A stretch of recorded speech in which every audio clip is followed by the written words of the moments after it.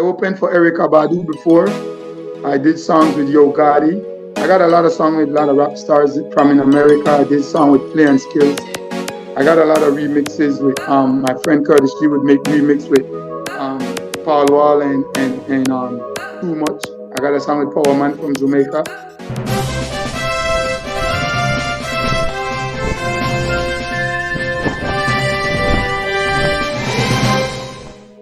Hello and welcome to Stargazing, the show that brings you up close and personal with your favorite stars of reggae and dancehall music, Jamaican popular culture, and people who've impacted society in a very significant way. I'm Shaun Cain. We invite you to subscribe to the Stargazing with Shaun Cain YouTube channel. Like and share the videos and leave a comment.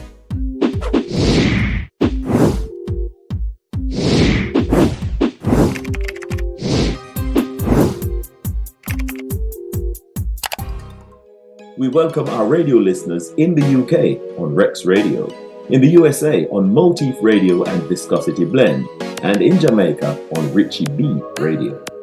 In this edition of the show, we'll speak with entertainer Star Jenna, who hails from Belize. Rise up, my love. Girl, your body, girl, your shape, girl, your sexy design. Rise up, my love. You was birth, you was giving future to mankind. You like the flowers in the spring, the birds that sing. I was born in this world, I did not come to stay.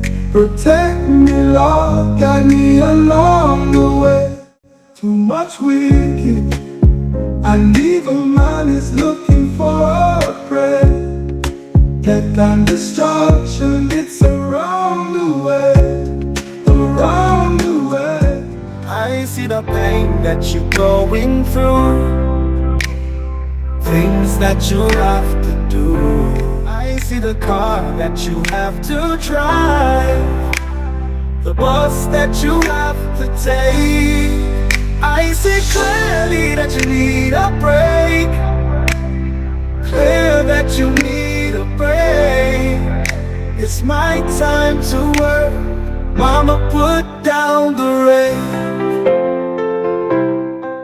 Mama used to watch Star Jenna, what's good, sir? I'm good, I'm right here. Thanks, and I appreciate being on your show. Yeah, man, it's good to have you, man. So, what's the weather like in Belize right now? Right now, it's really beautiful out there. It's nice and cool and beautiful. Right. Well, I wish we could say the same for England, man, because it's freezing cold now, I'm telling you. Ouch, ouch. But yeah, that's it. That's how it goes. You know? Yeah.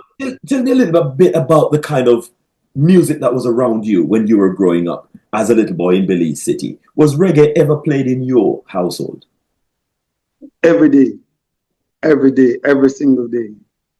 So who was playing every that? Single day. Mom or dad or you, your brothers, sisters? Who was playing all the music? My father, my grandfather, everybody in the family listened to reggae music. My mom, it's like reggae music was like a cup of tea and a plate of food in my house. Without reggae, you don't eat and you don't drink. Right. You know, we're hearing Bob Marley, we're hearing Dennis Brown, we're hearing Craig Isaac, we're hearing Burning Spear especially, you know, a lot of Burning Spear. So a lot of cultural reggae then? Yes, mostly. So how about the dancehall bit? Did you hear much of that? No, dancehall is something that I adapted as I grew. I started listening to Ninja Man and Bounty Killer, and that's why I started adapting dancehall music. So what drew you to that then? You heard it and it was Bounty Killer, Beanie Man and Buju Banton and all them people. What drew you into them? So you started listening and said, yeah, that's a little sound there. You know, what was it? Well, what happened is growing up in Belize and as a youth, you know, you're looking for a way to express yourself and to be like you know, I want to be one of the guys, you know, to play some song and listen to some music. And when we listen to like Ninja Man especially, mainly we was listening to a lot of Ninja Man because he was like the biggest thing in that time, that era. You know, the front teeth, gold teeth, Dan Gargan, Super Cat, them no worry way. You know, these was the thing that caught up our attention. And then being in Belize, those was like the main thing on the radio. Like you would not hear nothing but just dancehall and culture music.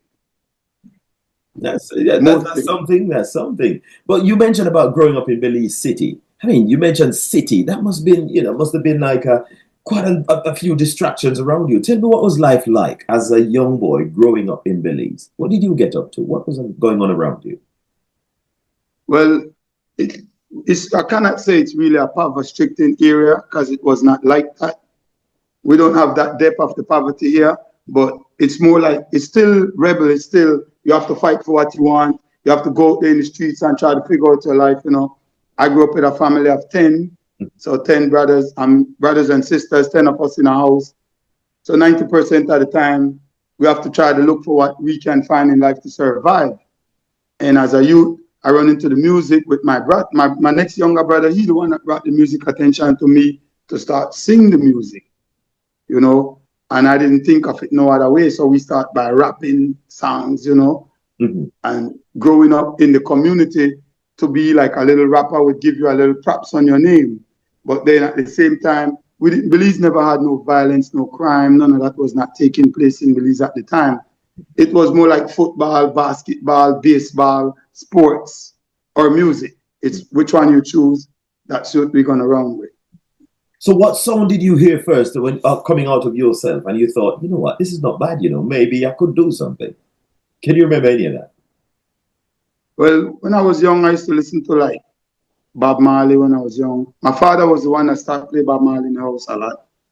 So it's like it become a trend of music to us, being one love, one heart. We're like, yo, this sound nice. And as a youth, you start adapt to it.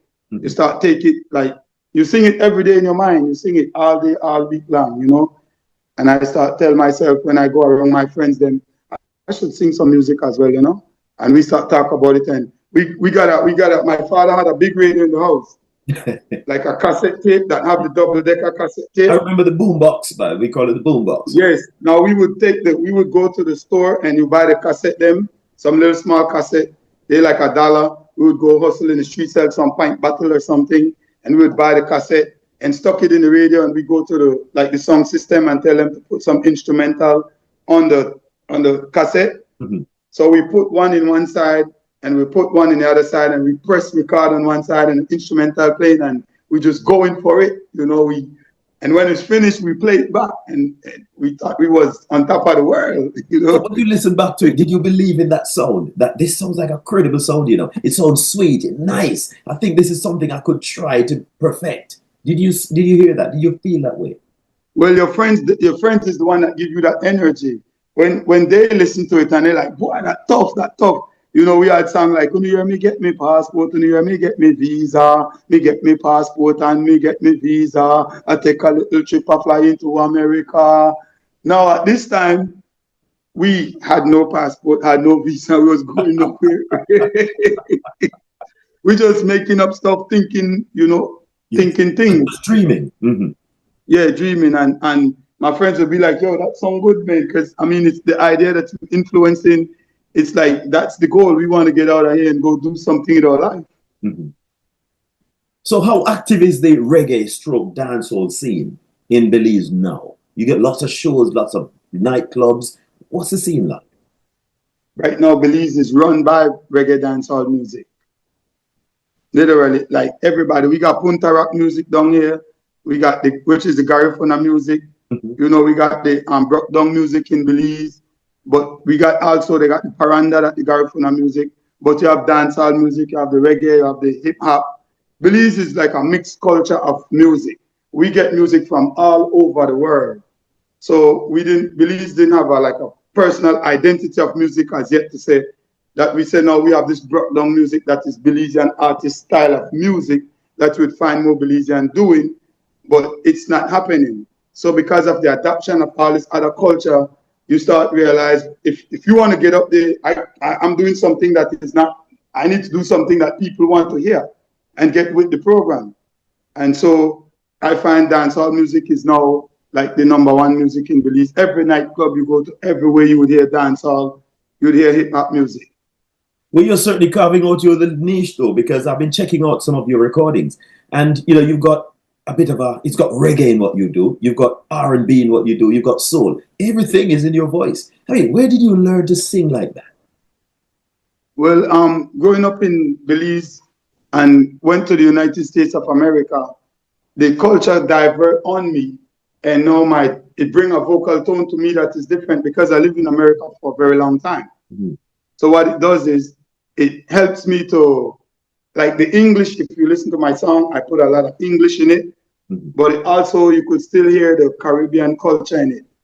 So what it does is it's like I have two culture that combines, and when I express my vocal self, this is where I get this vocal tone from. But so what kind of music did you check out in America then? Were you listening to a lot of Babyface and some R&B stuff? Or everything I listen to in America. Yeah, I live in America. I went to America when I was about 19 years old. So I start from the Biggie Small and the Tupac type music, went right into the Bone Thugs and Harmony type music. So the culture start. Yeah, then I start rapping. I start changing up a little bit. I have a whole rap album right now. It's online. It's on there's Madman Driver. It's on Spotify right now. A whole rap album that I did. So if you go to Spotify on Madman Driver, Madman is one word, DRIVA. You would find that album. It's a whole rap album that I did. So I leave from that and I'm like, I like the rap music, but it's too much competition and it's getting competitive. And so, I think I'm going to stick to my culture and the Caribbean way of doing things. And coming back to Belize, I said, I should just stick to the culture and continue it. And my brother come along, excuse me, he's a producer from the States. And he was like, bro, we should try to, Belize we are a melting pot. We have 6 ethnic group of people here. So what we should do is he come up with this idea and said we should divert the music. We should take different perspectives of the music and bring it into one thing and create a song for ourselves. And that's the song that you're hearing now that we're projecting. It's a credible sound, man. It's a nice sound. It sounds really good. Thank you very much. Thank you very much. Now, you are tuned to the Stargazing with Shaun Cain Show, and we're speaking with art entertainer, 5-star Jena, who hails from Belize. We're going to take a quick break, but we'll be back in just a moment. Rock the world now, rock the world now, roll. Come at Stargaze, teach you how to up. Shaun Cain, tell them, no weakness, no weakness, no weakness. Yo, Shaun Cain, you don't know energy, up and personal close, get there.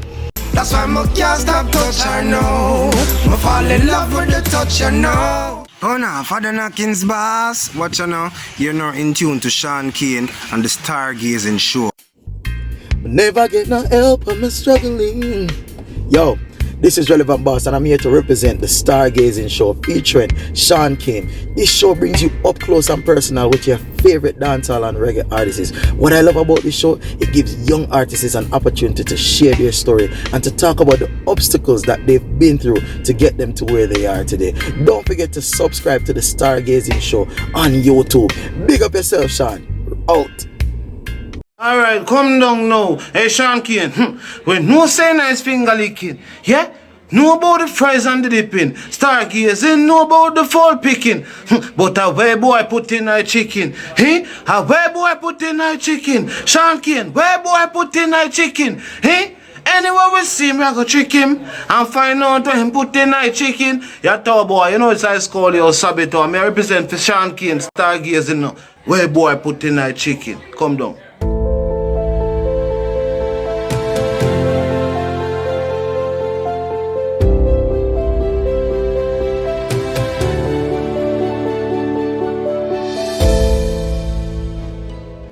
Welcome back. You're tuned to the Stargazing with Shaun Cain Show, and we're speaking with entertainer 5-star Jena, who hails from Belize.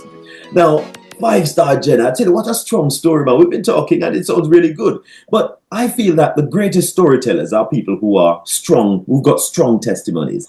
And you were struck by a car when you were a teenager. That must have been a very frightening experience. Can you recall any of that? What happened was at that time, I was hanging out with my cousin and them. We was at the schoolyard, we kids. We used to like watch Zorro, Zorro? Yes. Mm-hmm. We used to like watch Zorro play sword fight. Yeah, yes. So, we take the sticks and we make sword with them, and we went to the schoolyard, but the school, we got a gate, and it's the Belize is set up, the traffic be rolling right past. Right. And my cousin, he was chasing me with the stick because he trying to get me. Right. And he chasing me, and I just ran out, and the car, when the guy hit me, instead of he stopped, he continued and ran me completely over. Like I went underneath the vehicle and came out through the back of the vehicle. Yeah, I was like 15 years old, bust my face. I got a scar on my lip. A lot of people think maybe I have some kind of sickness, night fever, but it's not. It's a keloid skin from the impact of the vehicle that I bust open my face and I broke my arm. So I was in the hospital for a while, and I came back out. When I came back out, my friends and them, we talk about it, you know, they was like, boy, I think you dead, you know, because they saw what happened. Yes. And when the car hit me and I jumped up back, the first thing I was telling my friend, I'm not dead, I'm not dead. I conscious what happened to me and I got up, but when I stand up, I fell down and I passed out. Right. So I didn't know what happened. I wake up in the hospital. Right.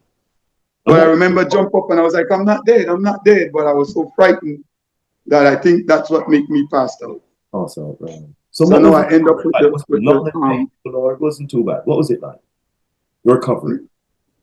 Well, I had a lot of nightmare about it when I was younger, dreaming that things coming to hit me like, you know, vehicle and stuff. Because it happened and it left me a little bit traumatized, knowing that this is the kind of stuff that happened to me. And I was, at one point, I didn't want to go nowhere where the traffic was. I play in the football field all the time. And I try to walk all the back alley and stuff away from the main road. But I got over it. I grew it out. Yeah, so you're past that now. You're okay now. Yes. Right. Yes. But then it just seems like, as we mentioned about the testimony, you know, that's one. But then there's violence again in the community. And this added to your disappointments, as one of your entertainer friends, Mr. Program, was taken away violently. He was murdered. Yeah, what happened was when I first came to Belize, and I was a Belizean artist trying to start help a lot of youths with their music, because they would come up to me and they sound good. I'm like, bro, this can go. Yes. I like this song, it can go. And I met this guy, Mr. Program, and he had a nice voice. And so I decided I'm gonna take him to the studio because I see he have the talent to sing. And I took him to the studio and we recorded CRI. The song went big in Belize. We was all over the place. I'm the man behind the scene because I'm the one that helped him to get the song out there. Yeah, promote the song. And so the song went viral worldwide. Just like everywhere there's jealousy, there's all type of different issues going on in the community with violence and crime. But it's not like a big deal of violence like in some other places in the world, because Belize City is only 5 miles by 5 miles big. So the crime, it cannot be that big. But what happened was he started get with the wrong crowd, and I was trying to talk to him like, bro, you know, you do music.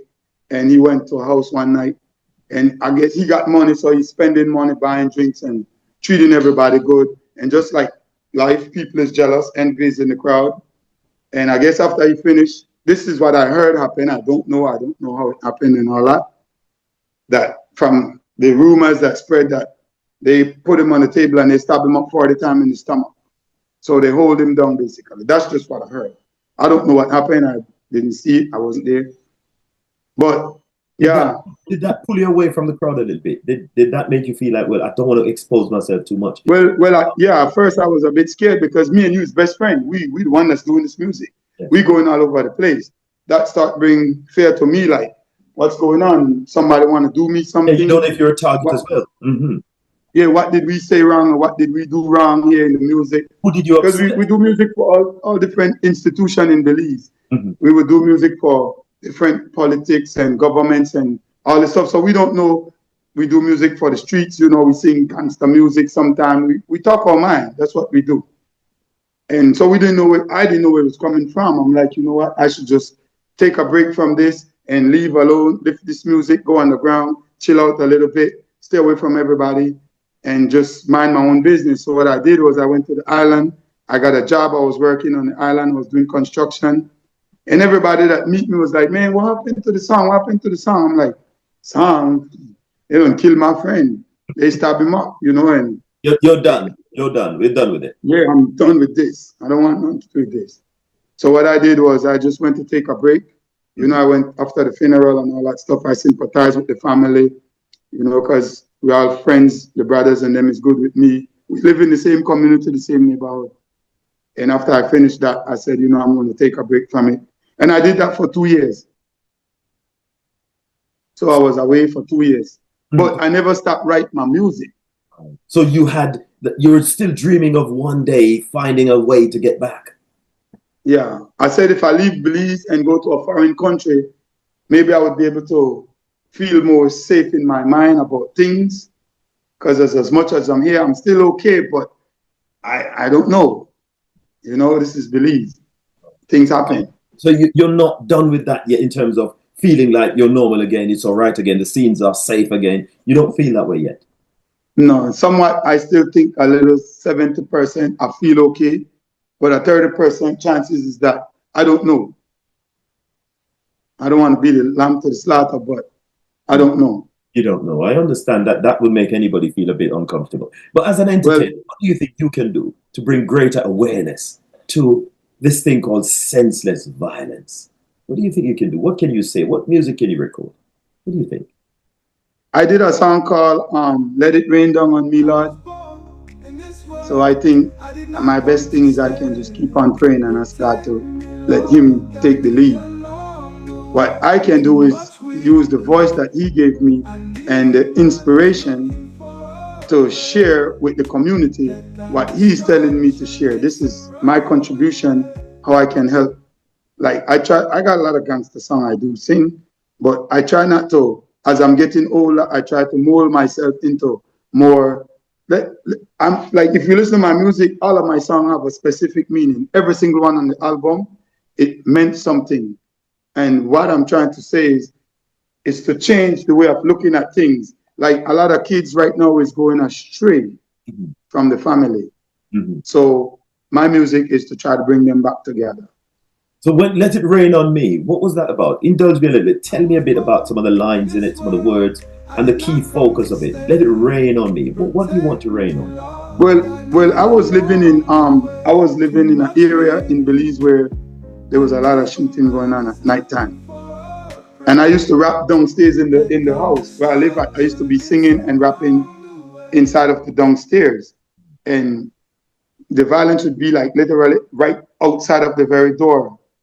And that night when I made up that song, it was coming too hard. There was a big fight, police shooting, all type of stuff was going on in the neighborhood. And I'm thinking to myself, man, it's like death and destruction is just everywhere. It's just too much going on. And I know the only best way to do this is pray. So I just start singing that song. Honestly, I don't know where that song come from. I just start singing. I was just like, let it rain down on me, Lord, and I just go for it. And I'm like, please, Lord, just let it rain. It's too much going on. I can't deal with this no more. That was really deep, man. So, what did you want to rain down on you? Was it blessings, protection, divine guidance? What did you want to rain down on you? I think it's more to be protection for everybody in my country and just to protect us from this whatever it is that is taking over the minds of the people.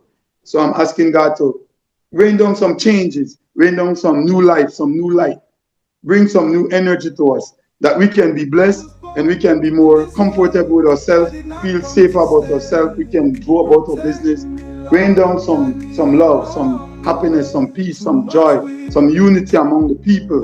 Just rain it down, Lord, because I'm sitting inside singing this, not knowing I'm singing this, and there is something going on outside.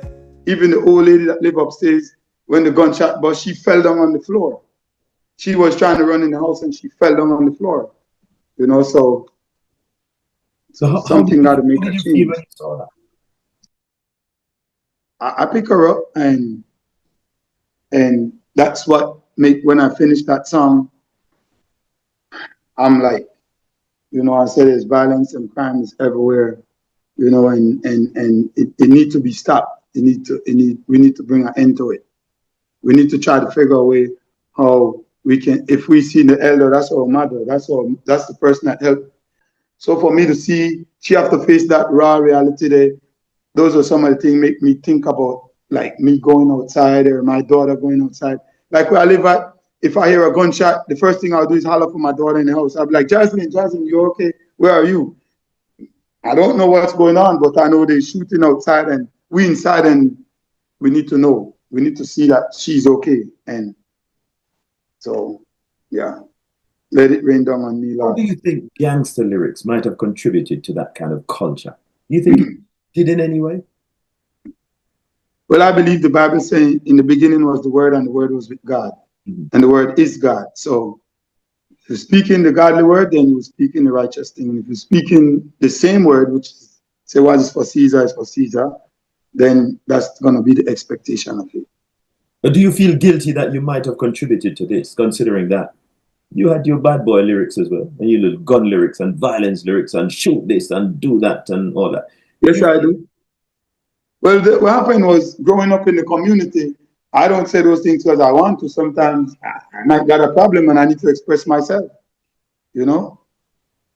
So sometimes it's not that I'm trying to be rude to no one or nothing, but I got to speak my mind because someone else might be saying stuff to me. Just like in Jamaica, here, Bounty Killer, being in Man Movado, we got the same thing going on here in Belize. There's youngsters out there that...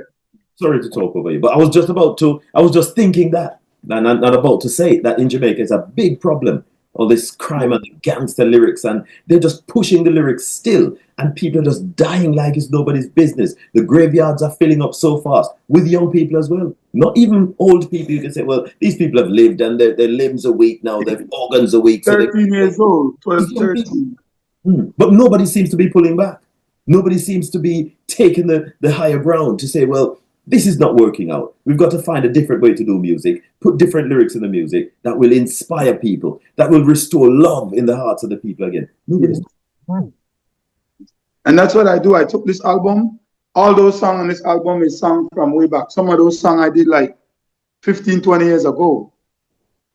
Yes, I did. And I'm picking out what you would say, the sense from the nonsense and put on the album. So I'm trying to take all of what I have that is good and positive and right and said, you know what?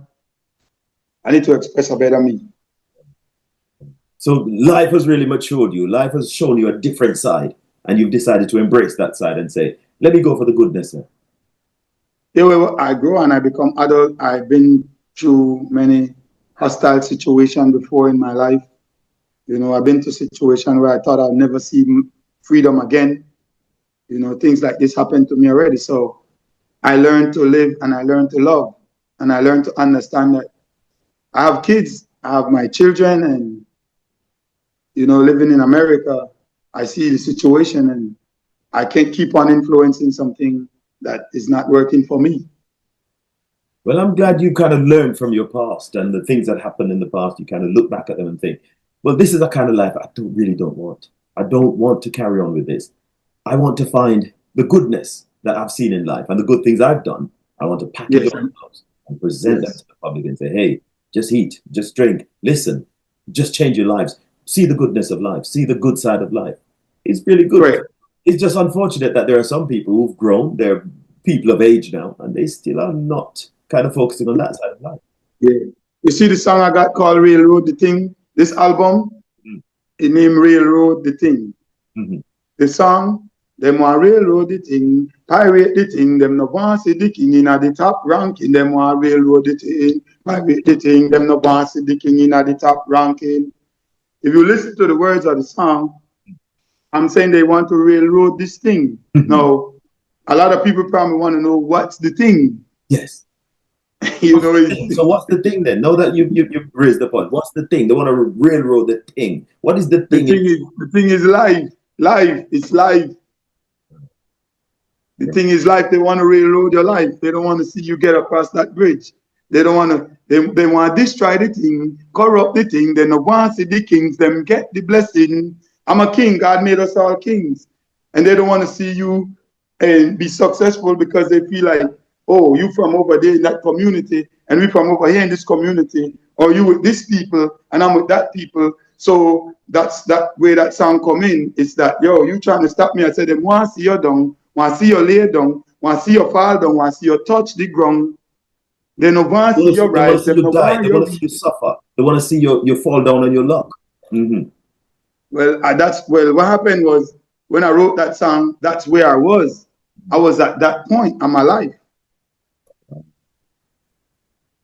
I'm still at that point in my life where I'm still struggling. I'm still going through it, you know, but I work. I do what everybody does, sustain myself every day. You will rise again, man. You definitely will. Well, we're going to take a quick break, though, because you're tuned to the Stargazing with Shaun Cain Show, and we're speaking with entertainer 5-star Gena. It's a man who hails from Belize. Rock the world now, rock the world now. Yo, come make Stargaze teach you how to up. Shaun Cain, tell them, no weakness, no weakness, no weakness. Yo, Shaun Cain, you don't know energy, up and personal, close, get there. That's why I can't stop touch her now. I fall in love with the touch her now. Oh no, Father Knockins boss. Watch you now. You're not in tune to Shaun Cain and the Stargazing Show. Never get no help, I'm struggling. Yo, this is Relevant Boss, and I'm here to represent the Stargazing Show featuring Shaun Cain. This show brings you up close and personal with your favorite dancehall and reggae artists. What I love about this show, it gives young artists an opportunity to share their story and to talk about the obstacles that they've been through to get them to where they are today. Don't forget to subscribe to the Stargazing Show on YouTube. Big up yourself, Shaun. Out.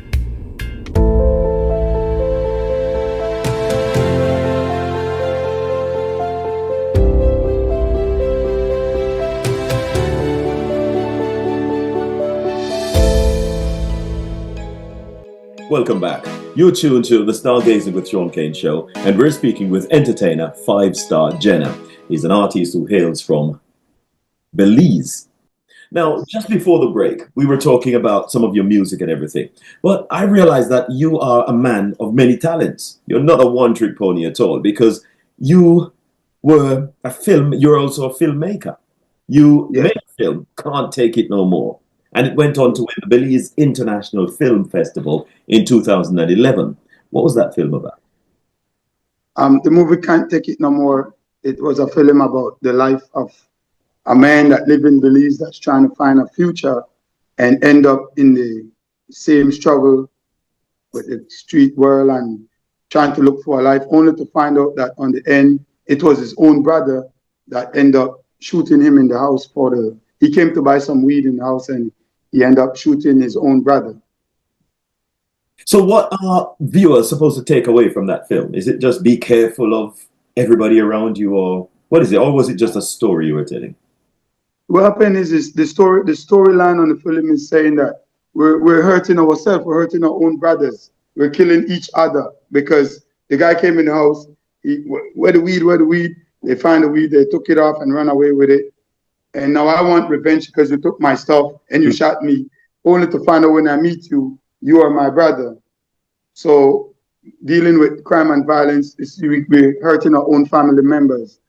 We might not know each other as relatives, because on the end of the film, that's when we find out that, oh, this is my brother. Because when I was talking to him, that's when I asked him, I said, boy, I want to play, boy, who knew? He said, a Baptist. I like, which Baptist you, boy? Mm-hmm. Then he said, John Cain Baptist, that's my dad. And I'm like, no, but John Cain Baptist, I'm my pato. So I said, boy, get up, boy. And that's when I tell him, you know what?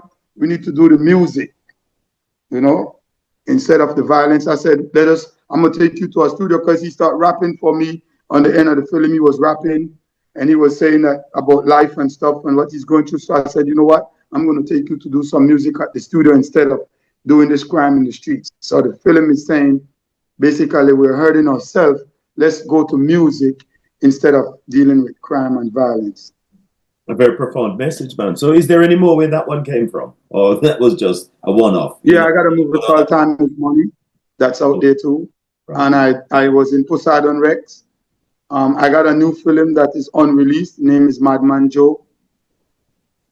Right. So in time, as soon as the time is right and you have the resources, I take it that will be released.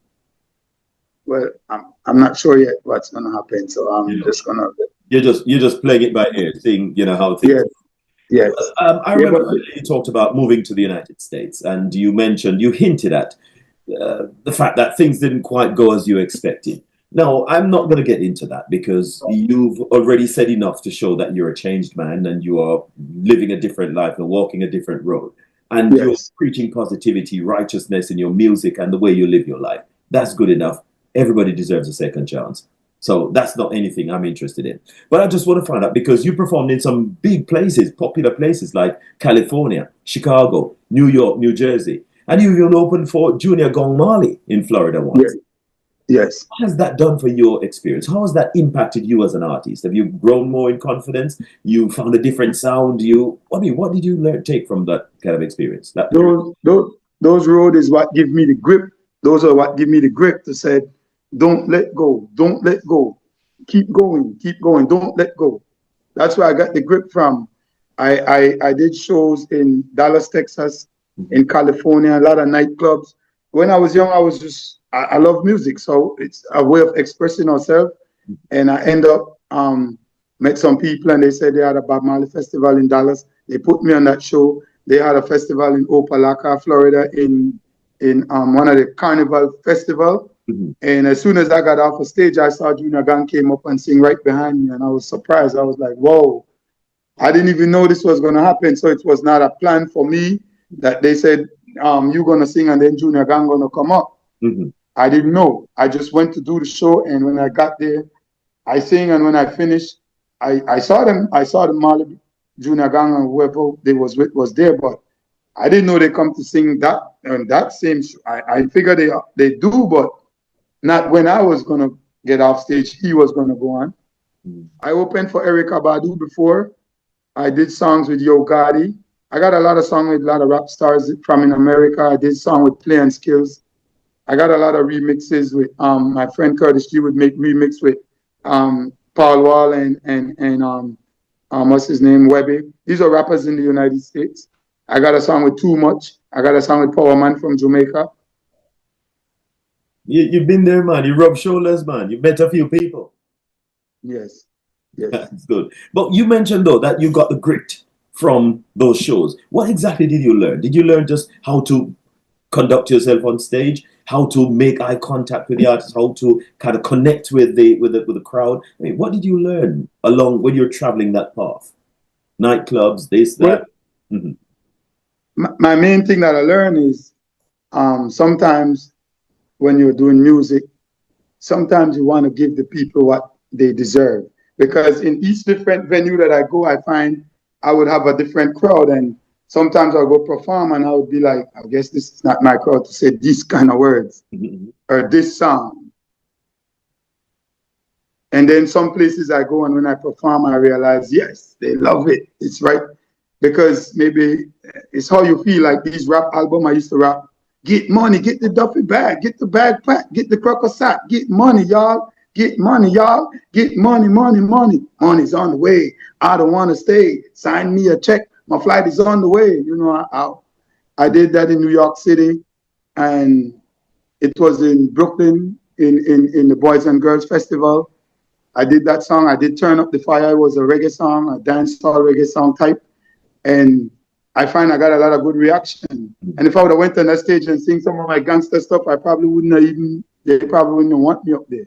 Right. At the time, right? How did you adapt then? Did you kind of like when you're on the stage, you think, you know what, I'm not going to do the money song. I'm not going to do while you're there. Said the next song is going to be that. This is going to be that, and you kind of. I try to look at my crowd. Sometimes I go to the rap club. These all Americans, so I would try to do the rap music to keep up with the rappers because I used to travel with these rappers and go sing with them in nightclubs. Right. I used to travel to Ghetto Priest, Dallas, Play and Skills, all over Texas. We would travel to Missouri. We go up north to Indiana and do shows in all these nightclubs. You certainly done that. In Jamaica, they would say, boy, you done road. You do road. Yes, I did. You do road. Right. So your repertoire is quite an impressive one because you hinted at, and you talked about, you dropped a few tracks as well along the way. But I know it's quite an impressive one because some of the songs that I've received from Natalie from Skyboy, she's doing a great job, isn't she? Yes. I gotta say, Natalie, Sky Voice, Lawrence Record, I got to say you are awesome and wonderful. And what you're doing is life-changing. And I got to give her much respect all the time.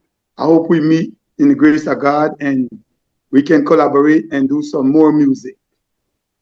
She's a great lady. She's an everywhere lady, and everybody kind of. And I got to say this too. Yes. I got to big up DJ Bolo. He's a DJ from Belize. His name is DJ Bolo. And people should find him. This is the guy that connects me with Natalie. Me and Bolo, from like 10 years ago, I met Bolo 10, 15 years ago. I was in a club, rapping one night, and he was like, "Bro, I love your songs. Can I get a copy of your music?" And I gave him, and he at the time used to travel and DJs in these nightclubs all over Belize, and he would go play my music every single place. When a lot of the DJs they like, "Oh, we're not into the rap music," he would still keep the faith and still play the music, take it to the world, take it to the world. And one day, I told him I'm doing this new album, so I sent him the song, and he called me and he said, "I'm going to send this song to Natalie, Sky Voice Lawrence Records." And I was like, "No problem." And that's when she gave me a call, and she was like, "I love your music, and can I help you promote it and stuff?" And we go from there. And from since then, God has been manifesting. Indeed, that is a blessing, man. But you talked about the music that you record and you sent her and everything. So let's delve a little bit into some of those now. Right. But the one Mama, though, I think that sounds like it's coming from a place of deep meditation. What happened was, when I come back to Belize, I really start missing my mother. This was in 2008. Was she in America? Or? Yes, she's in America. And in 2008, when I come back to Belize, there was no, my father was out there and my mother was nowhere around. And I start miss her a lot. And I start have a lot of memories about her and the struggles that she'd been through for me. And that's when I start saying, "Mama used to wash, cook, and clean for me. Hard days in the community. When me get sick, Mama take care of me. When me going wrong, Mama used to steer me."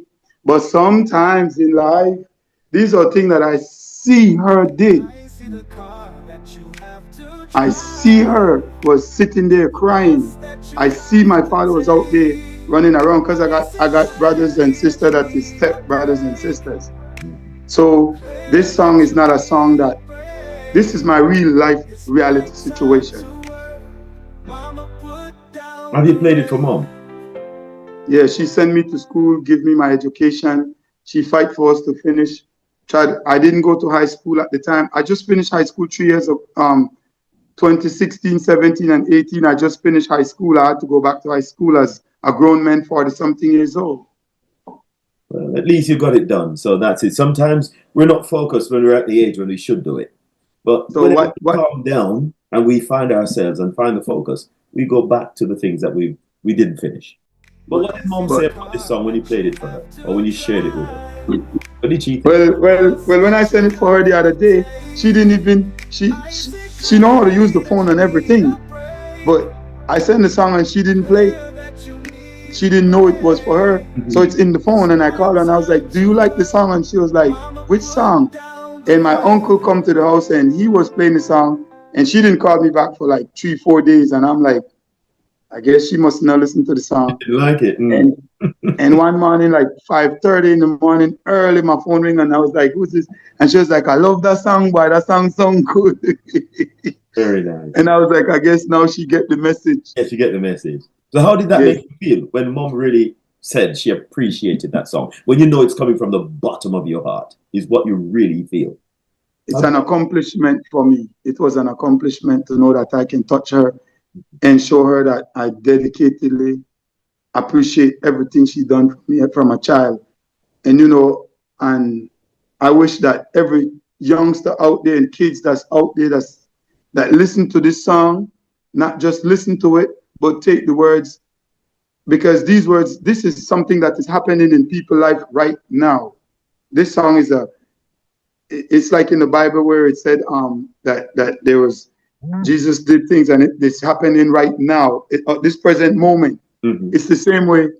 This song is a song that is, if you listen to it while you're at home, you would realize she's cooking right now. She's washing right now. If she don't take the car, she's going to take the bus right now to go and find some food for me to eat.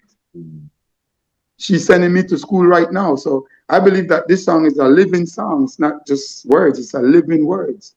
And it will be like that forever. It's like one of those immortal things. For years and years and years to come, generations and generations, they can still relate to it. And that's what I think music should be. People should do music and live on. Yes. Through the generations, that's good. Well, very good, man. As I say, I see you've got it back together. You've got your life together. You're trying to move on a path that pleases you and a path that you think is the right way to go, because it's about love, it's about righteousness. And it's an example, a good example for the generations yet to come.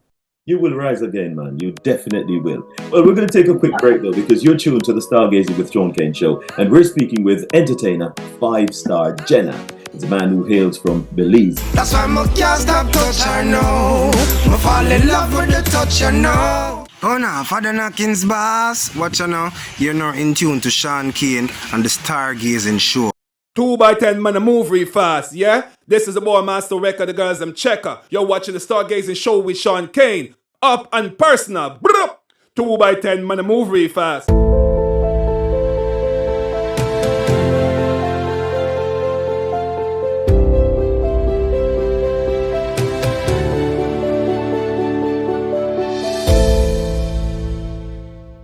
Welcome back. You're tuned to the Stargazing with Shaun Cain Show, and we're speaking with entertainer 5-star Jena. He's an artist who hails from Belize. Now, what can fans expect from you next now, 5 Jena? What plans have you got? More new music? You got shows planned? You're writing? What's going on? Well, music, I never stop writing music.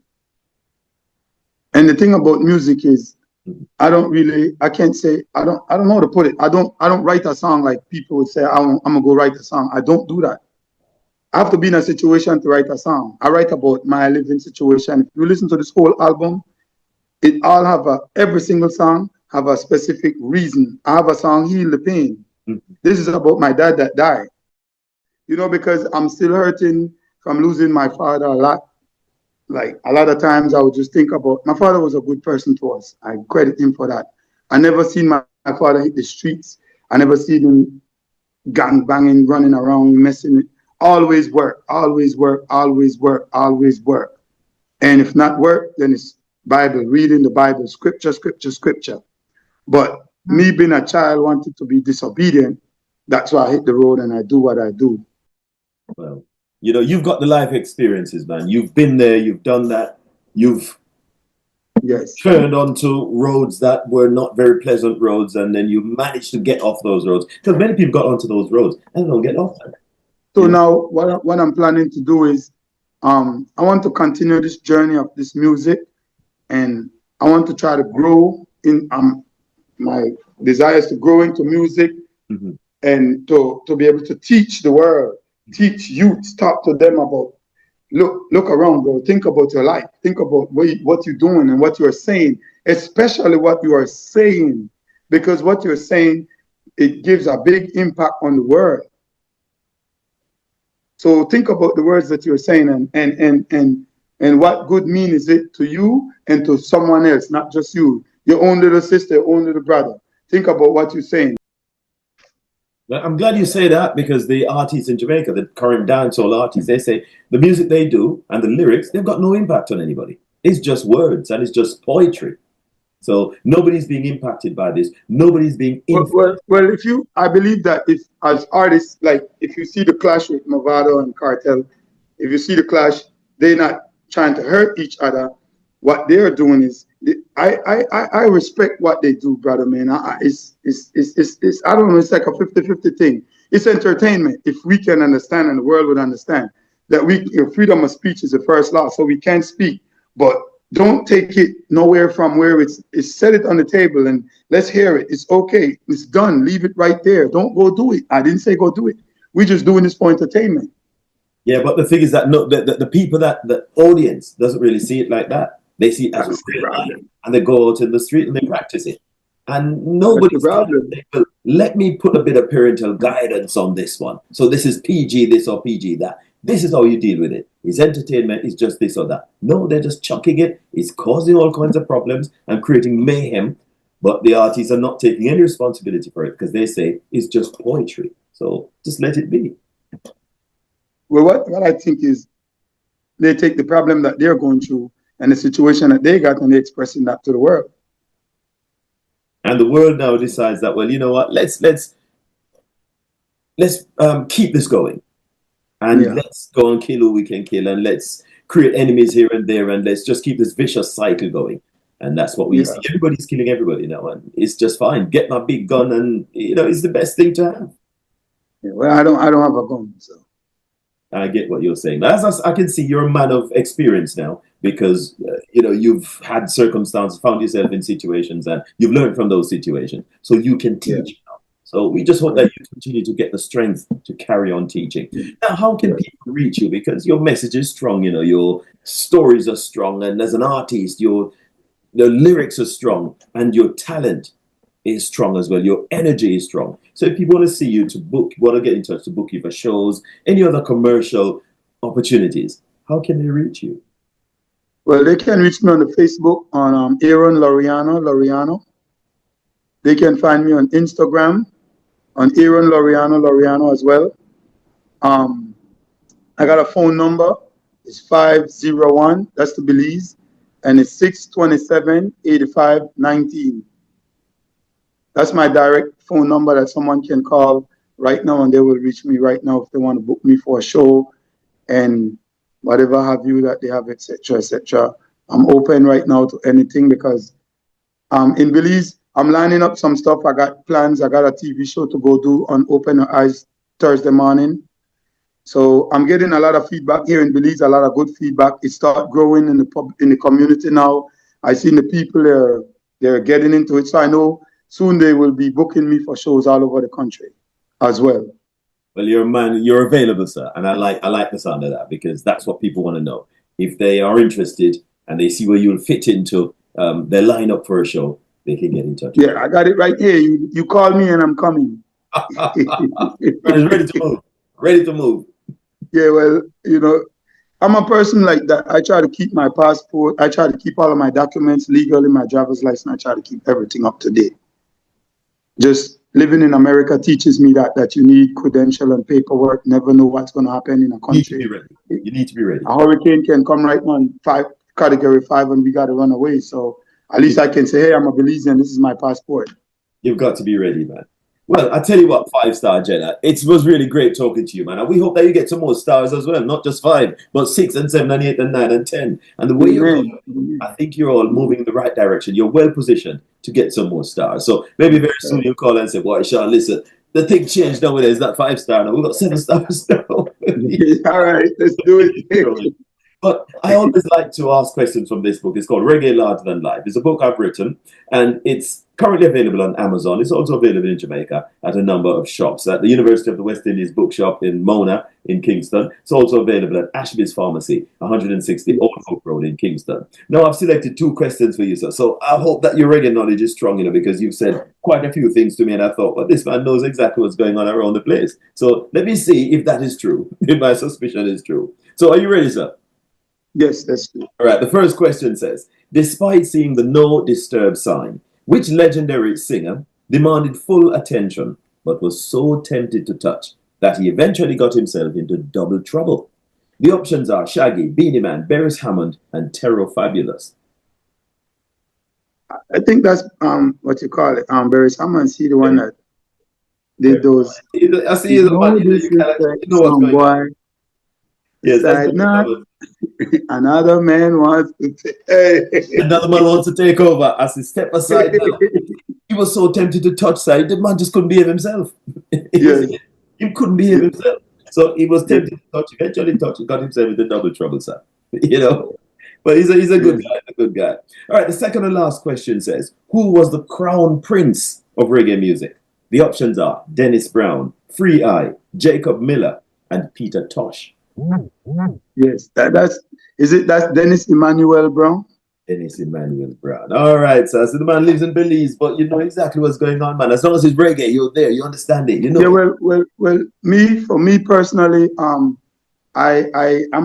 straight. I follow the culture of Jamaica like straight through. I can go way back, like literally. I know about Ninja Man, I know about Shabba Rankin. I could come right up. I watch Vibes Cartel from the beginning. I watch Popcorn from the beginning. Sean Paul from the beginning. I did the opening for Sean Paul in Dallas, Texas too already at a nightclub. Mm. Yeah, so I watch all these guys come along. I was singing, trying to get into the music, but at the time, it's a little bit difficult. The thing was still, the mill was still grinding, but I never let it go. I still hold on to the wing because I'm like, I'm going to get out of here as well one day. So I keep holding on. I keep holding on, and I fight for it because this music that Bob Marley and Peter Tosh built in the Caribbean, they built this music, and Bob Marley said it. He said, "Don't worry about a thing.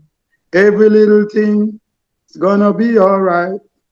And I believe those words. Yes. I can see that, man, because you have a passion for music and you keep believing that everything is going to be all right. And so you keep pushing. You don't park it. Well, you parked it temporarily because of circumstances, but then you came back to it and you're still pushing because it is supposed to happen for you. It is supposed to. That's your passion. I don't give up easy, brother, man. I see that you're not giving up. Well, I tell you what. Ain't no giving up in this thing. Hey, Peter Tosh say, "I'm not going to give it up. I'm not going. I will be fighting." I like it, man. Sounds really, really great stuff. But I tell you what, it was nice talking to you, and we wish you all the best for your future. And you've got some good music that should put you in a good position to gain some traction and move on to the next step and the next level in your career. Well, that's all we have time for in this edition of the Stargazing with Shaun Cain Show. Our special guest was entertainer 5-star Gena. He's a man from Belize in the Caribbean. We do invite you to join us for the Stargazing with Shaun Cain Show, the musical side, every Sunday morning from 10 a.m. to 12 midday, British Standard Time on Rex Radio in the UK. From the USA on Motif Radio and Viscosity Blend, and from Jamaica on Richie B Radio. Please subscribe to the Stargazing with Shaun Cain YouTube channel, like and share the videos, and leave a comment. Until next time, this is Shaun Cain saying, thanks for joining us. See you soon. Rise up, my love. Girl, your body, girl, your shape, girl, your sexy design. Rise up, my love. You was birth, you was giving future to mankind. You like the flowers in the spring, the birds that sing. I was born in this world, I did not come to stay. Protect me, Lord, guide me along the way.